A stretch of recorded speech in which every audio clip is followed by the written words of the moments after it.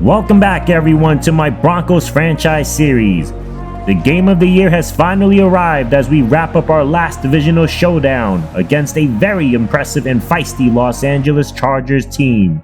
I don't think there's any other game that compares to this simply because it's just one game that separates these two from the 5th and 6th seeds, not to mention the bragging rights that come along with finishing second in the division. The good news is that we already took down the Chargers once in week 4 with a convincing 22-10 win, and that was when Lester Banks went over 160 yards with 2 scores, both through the air and the ground. Kendrick Whitworth was our leading receiver as well. However, so much has changed since week 4. Lester Banks, who is oh so reliable for our offense, is actually dealing with a slump as of late. He has only one 100-yard rushing performance in the last 4 games. Meanwhile, Kendrick Whitworth, as we know, was benched in week 10 and came back finding the end zone 3 times since then. But he has continued to be inconsistent. In fact, 2 of the last 3 games, he only registered 1 catch for 6 yards on separate occasions. So these two will be a major factor for us to come out on top against this Chargers team, who I felt like every time I checked on them, they never seemed to lose. And without the Chiefs standing in the way, there's an argument to be made that they may be the best AFC team. Guys like Quentin Johnston have really taken a step up in his 3rd season with the departure of Keenan Allen. He's breaking out this year by collecting 12 of Justin Herbert's 27 touchdowns, and he's leading in yards as well on this team. Defensively, sacks have been an issue for them, but Khalil Mack has defied Father Time. He leads this defensive group with 13.5 sacks along with 10 tackles for loss at age 34. And his presence will be important today with the Chargers' first-round rookie Braden Singh not taking the field. And a huge loss for them because I do remember how powerful he was against our line last time we played him. But the stage is set, our fans are hyped, and we have to come away with this win. I don't even want to think about where we are in the standings if we lose. But let's see if we can pull ourselves together for back-to-back wins, led by this rookie phenom Spencer Bayer. The supporting cast will get their chance to take flight as Week 15 is off and running. To the back of the end zone it goes, and a touchback to start this game. The impressive rookie with still only 2 interceptions on the year will take the field, and he's going to attempt to have a better game than he did against the Giants, even though the Broncos came out on top. And that's not the way they want to start this game. Khalil Mack already making his presence felt, and we got to keep an eye out for our offensive line that's been struggling to create lanes for the run game. As he gets stuffed again. This Chargers defensive front already outmatching us. If we need a big game out of Banks, our guys up front need to do a much better job. Now Bayer will flip this out on the screen, has some good blocks, and regains a huge portion of yards, but still well short. And the Broncos will start this game with a 3-and-out. Justin Herbert and his offense will take over later on in the 1st, and the Chargers will start at the 40. They go on the ground with Blackshear to start, and he powers his way up the middle for a strong gain. He put up a stinker last time we faced off. He didn't even average 2 yards per carry, and that was probably our best game against the run all year. As Herbert will connect for the first outside the numbers to Mike Williams, and easily crossing midfield on that play as the Broncos cover 2 deep. Now Herbert slings it over the middle and converting it for a first down to Blackshear. Chargers are making it look easy on that last couple of plays as they're near the red zone. And this time he'll launch it deep right side. Caught and diving in is Quentin Johnston, and he's got the score. Touchdown Los Angeles, and Quentin Johnston, a key part of our game plan, just gave them their early lead. Offense went 3-and-out on their first drive, already down late in the 1st. As Banks will have his first positive game rushing today, but still at -1 on 4 attempts. Now they'll pitch it to him left side, and can't outrun the former Bronco Alex Singleton. And just like that, they'll face another 3rd down. Lined up in the gun, Bayer fires this right, caught, still on his feet, but Sutton unable to muscle his way through for a first down, and the Broncos once again will give this back. Not how you want to start against this offense. They'll put enough points where this could be an early end for us if we don't make the proper adjustments. And now Blackshear finds daylight, crossing midfield and tons of green grass. Finally taken down at the 30, Huge play there, and you know our run defense is struggling when we allow Blackshear to break loose like that. As Herbert picks up another first down. Tight end Sean Jones will fight his way near the 10, and the Broncos are struggling on both sides of the ball. They run wide with Blackshear, and this time Devin Bush shuts it down, and that's what was supposed to happen a couple of plays ago. Sean Jones lined up inside. Herbert drops, opts to go underneath, and Blackshear has another catch and gets him closer to the goal line. Herbert now 5 of 7 with a score. Throws this outside, broken up by Surtain. Huge play, and that will result in 3 for the Chargers. Already down 10-0 at home, these guys have to get something going. As Banks finally has a lane and picks up the first down, and we will finish this first chapter of the game strong. Field is flipped as Bayer will start from under center. Decides to heave this up deep left side. Caught! Whitworth! 59 yards, and the 2 guys needed to win this game are both showing up when it matters most. As Banks will cap it off.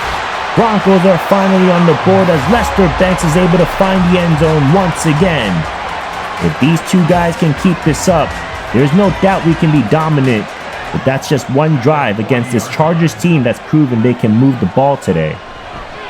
As Blackshear will find a lane and picks up another first down.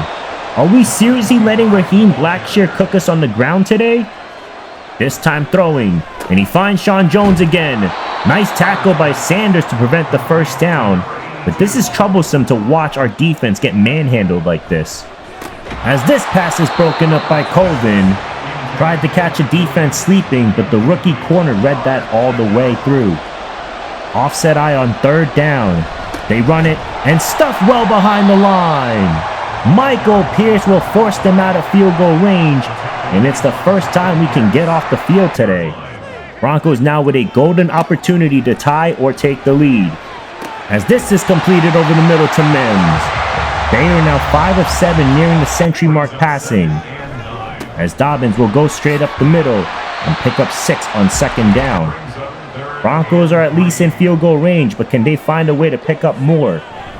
Back to the ground, and Banks will get just enough for the first down, and will continue to wait patiently for him to break out of this game outside of his touchdown. And Bayer will launch this deep right side, and corralled in the end zone! Marvin Mims Jr. burns 2 Chargers on that route, and that is 14 unanswered points for Denver. Broncos were able to force a quick 3 and out, and they'll pick it back up with 41 seconds left in the half. And Bayer will find Dulcich over the middle. Big conversion for a first down, and from this point it's about a 56-yard field goal. Now slinging out right, and Sutton will haul it in to move them closer.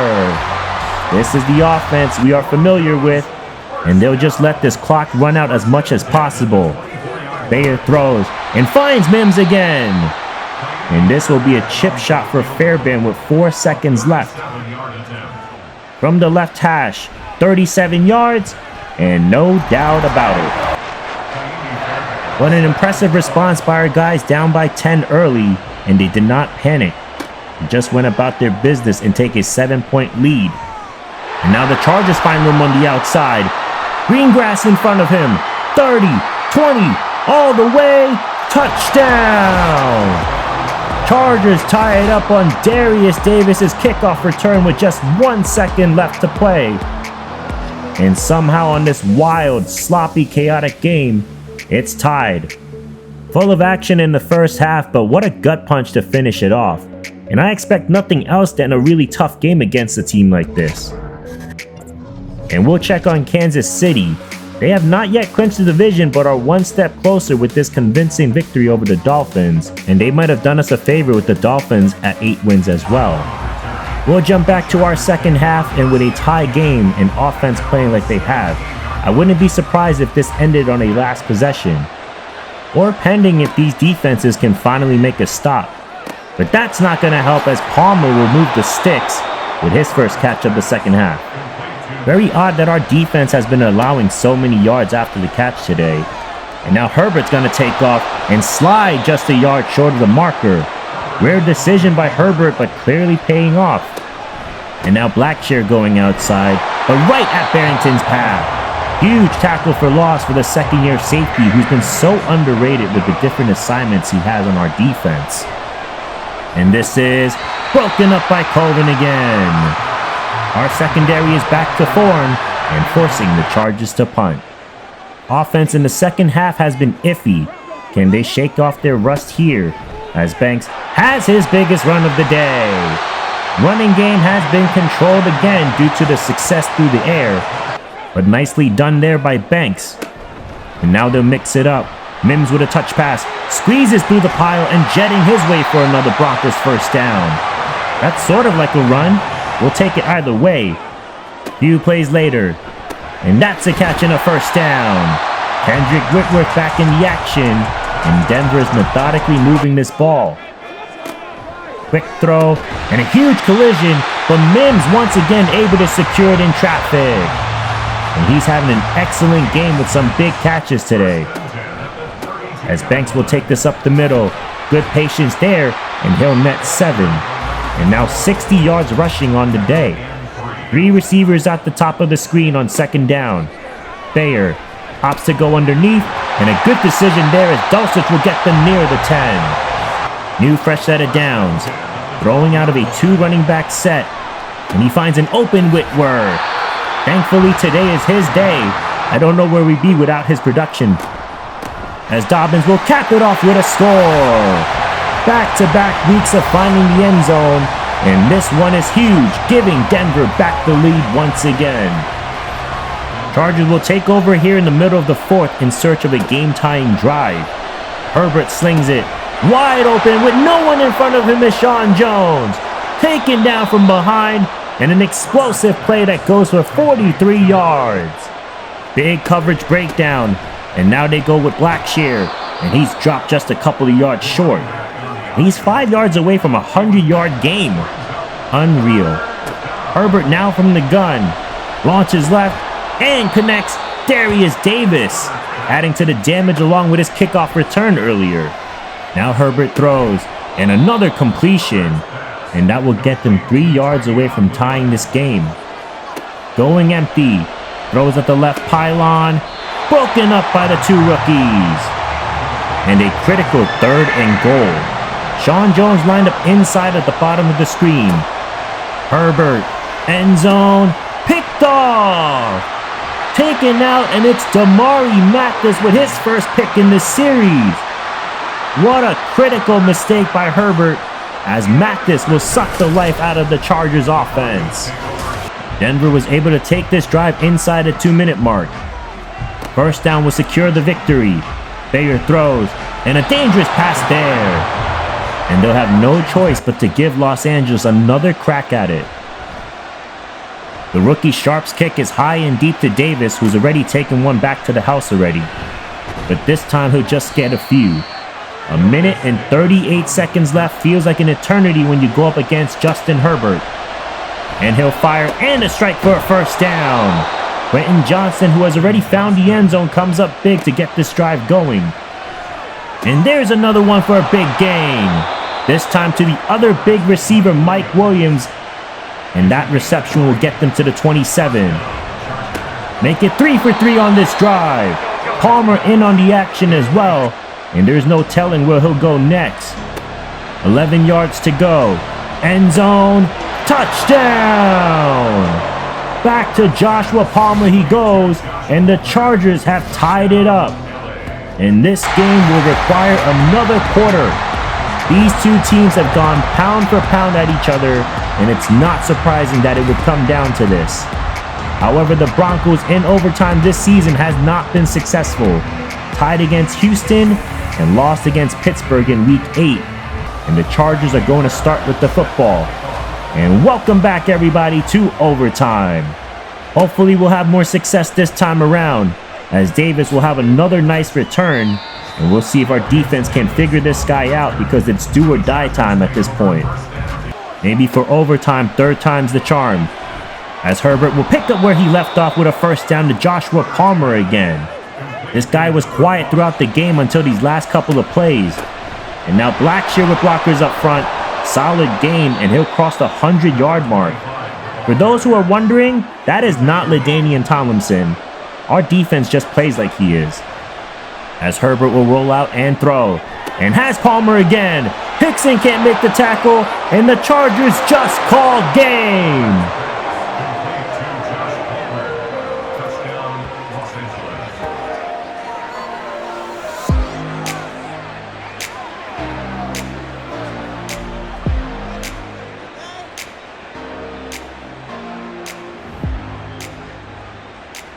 I have no words. Absolute stunner in the most important game of the season. And we just gave it away when we were well in position to finish this one off. Once again, we fall short in overtime, and this one stings the most.